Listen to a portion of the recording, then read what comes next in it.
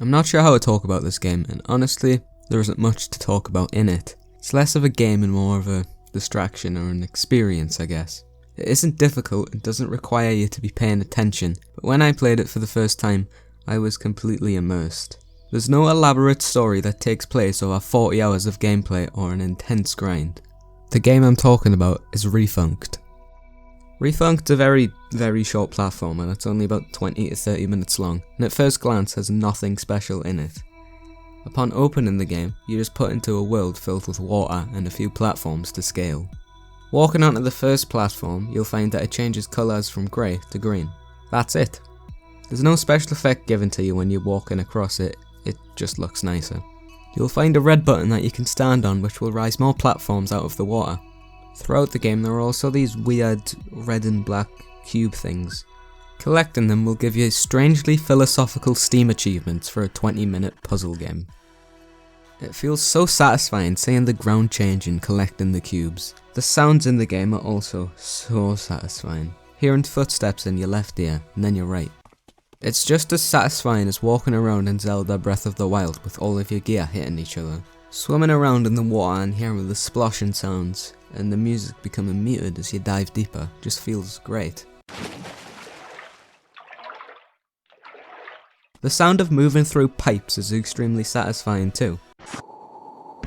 Hearing the noise when you jump from the launch pads just makes you feel like you're more powerful.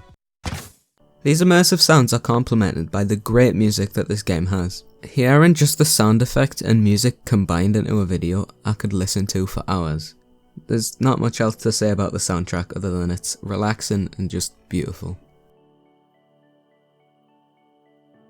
After hitting all the red buttons, you'll find that on one of the tallest platforms is a golden button. Standing on it is the end of the game, and then it zooms out to show you the full map, revealing it to be a heart.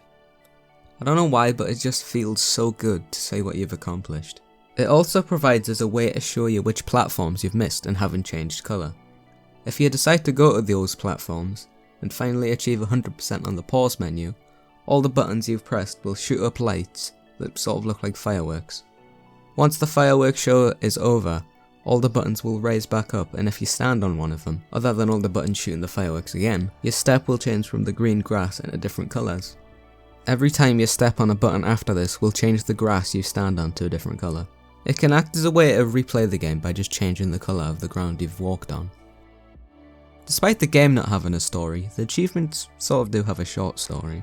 It begins with the game saying hello before asking questions that give you an existential crisis, before ending with the game asking if you'll ever return to it. When I'm lost in thought I end up thinking about things like this.